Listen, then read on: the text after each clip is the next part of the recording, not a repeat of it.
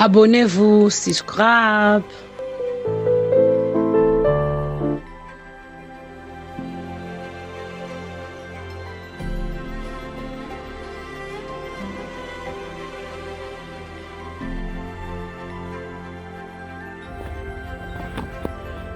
Bonjour bandeko, soyez les bienvenus à la chaîne de Maman Lydie. Lelo na yeli bino recette mususu ne osala fufu na yo ya yami ezala kitoko fufu tokolia rase monte iko mélangeaka okolia fufu baflete ba fufu ya yami za vitamine bio na bio vitamine donc comme sou peut le fufu c'est monte le fufu ya yami ou le fufu ya pomme de terre ou le fufu ya makemba kitoko eza nyusi toza gumo côté olive fufu manioko na manioko fufu masango pe donc ba fufu nyusi tona eza gumo côté eza gumo côté donc to mekaka donc ba oyo to le neti ba oyo penza eza fresh donc eza kitoko bo meka bo mona siko moni ana awa na ya mina nga awa ezali awa na olongola on poso pe na sokoli ya pe na konika bo moni non ça eza vraiment simple. Ils ont pas procédé mais là ça les là mususu na oyena prochainement maintenant ça la procédé mon collègue. Hello everyone, welcome back my channel. If you are new, welcome. Today I bring another nice recipe how to make yummy fufu. Just easy to do it. You know you can make fufu, you can make yummy fufu, plantain fufu, potato fufu, cassava fufu, many things you can make fufu, different things you can make fufu, It's nice, yummy fufu is very nice, guys. And then I need to chop it after clean, and then I'll blend that, and then I'll be back. You see, but the bino womonya na okata. Après na ozongela bino. Nani video za mulayi mingi te. Ni vile za mlayi mingi te bo meka fufu eza kitoko sincha mbongo meka fufu ya fufu kitoko alewanga meka iget na alman meka molobela minik meka fufu yo kitoko dali ya kusepela bo meka ye liki vile na kati ya France meka maya chéri bo meka ya buba bo meka bo kusepela eloko yo so lia ke lokote but mbala wale mwana balia waka mbala esi balia kanga fulu ya balia kaka yango na mbala esi balia kango pe na fufu bandeko meka eloko avolo donc meka kaka meka po ba fufu poto eza ba vitamine ya bien pour la santé eza bio ba vitamine ya bien pour la santé bio vraiment ba meka kaka ba meka kaka avant le meka tout ça là vidéo faut se la recette la rabi surtout bande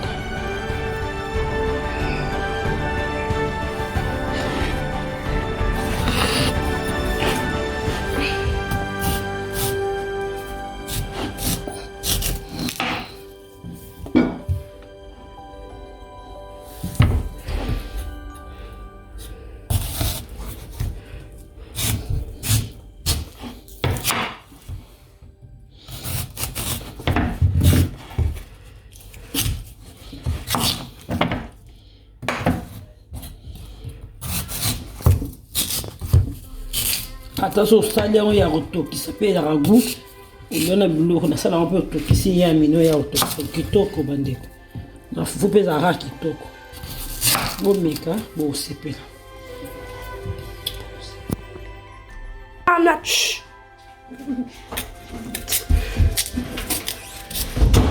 ne va poso ka rolonga poso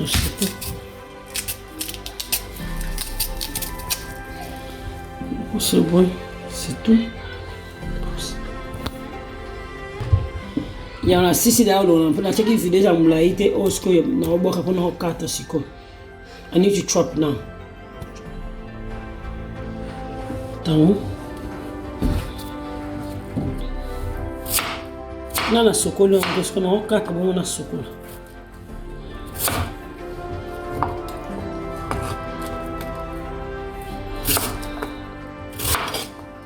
kata mesure when you kata. I'm chopping now.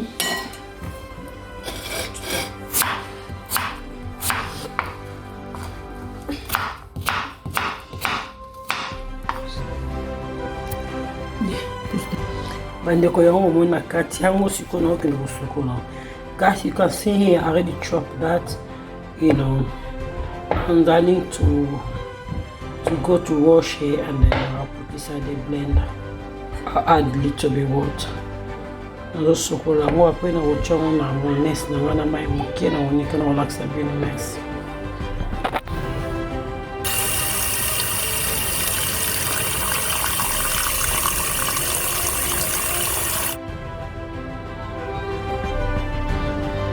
Sokolons.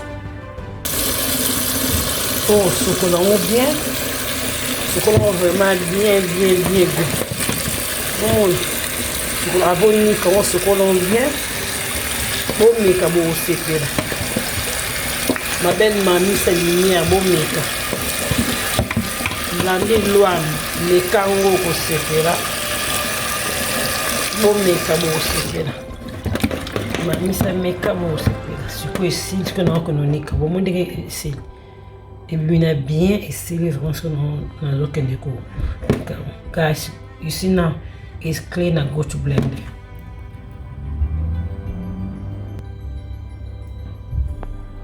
Yango na tiango na chamai, and you add water.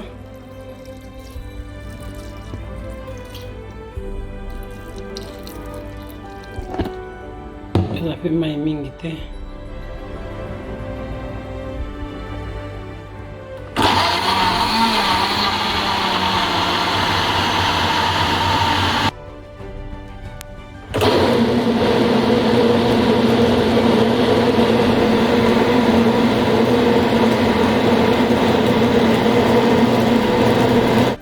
Bandeko yango na nike woni. So now I'm lambo yango. You can see guys. I already blend that my yummy fufu to start now to cook my fufu. Nenda bana soko kulamba. Mwisho ya chana. Don't move it, please.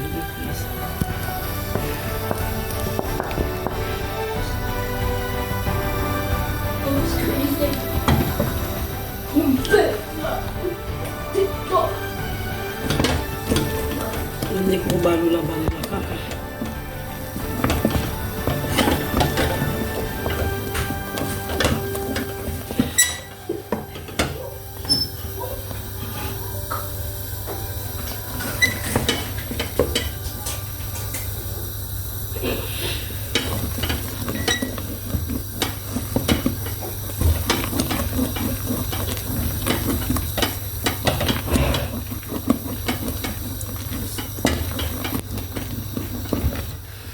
Mumune komi. Nazo balula deja wa. Mumune komi.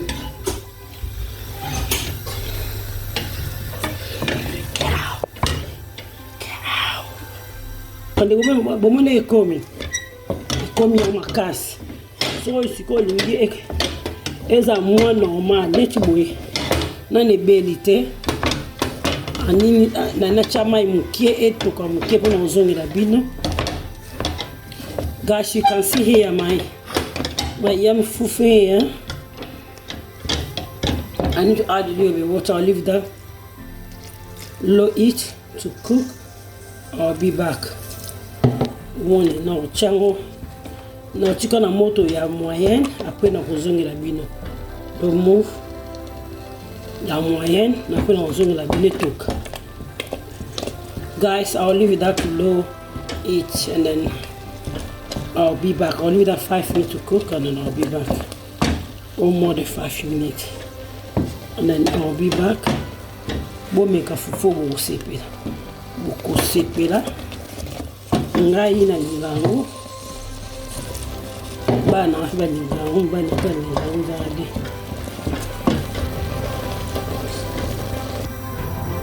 Na kangia usiku. Put the lid on.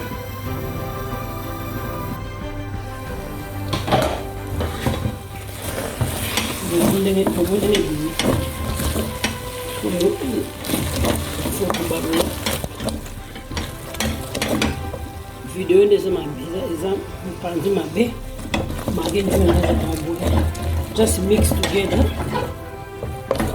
kubalula bien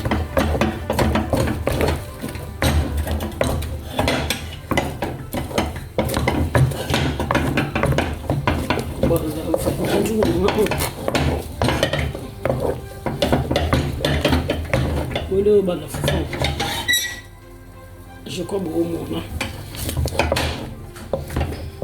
les cansiers on va ba on est fufu e de pan yoli so ni ra makasi kara yo tango chema ino wana o chemwa mke so lingi za pe mwe lemba yo donc il met à danger te yo pour mon ezali bonne fonde ezali gashi can see if you like you yummy fufu strong, you know how much water you put, you know. Me, I like it no strong, no soft, but you know, just normal. I like it normal. Quite was one and then exam.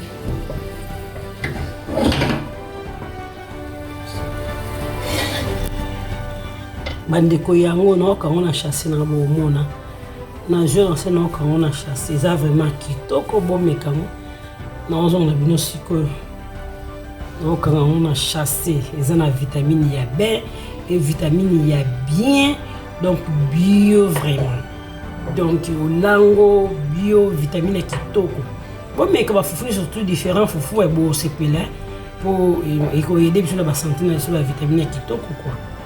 Vous are not going to no back. Guys, you can see here now.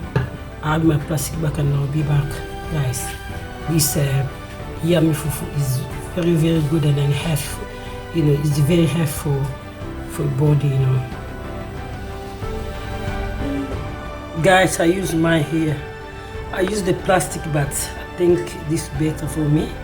I use plastic, sometimes I use this. I use almost bandek bomondenge bimi eza vraiment guys, you can see I look like it's very, very, very nice.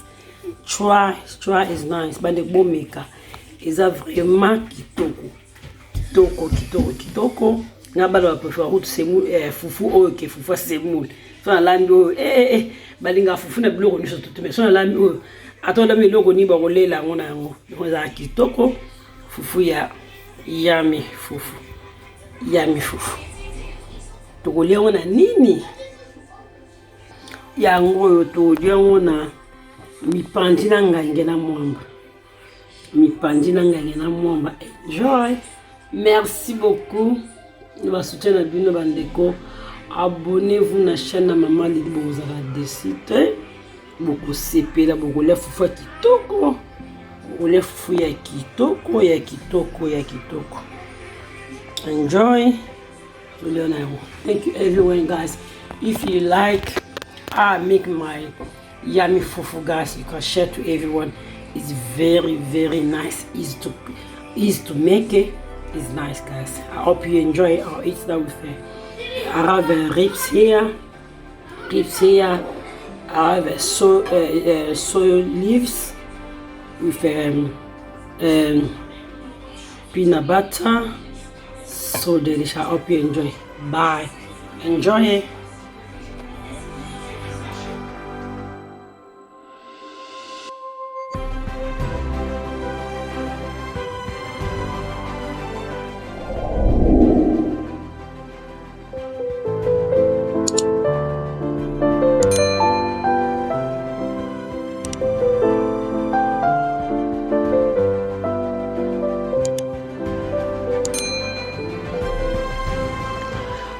Abonnez-vous, subscribe.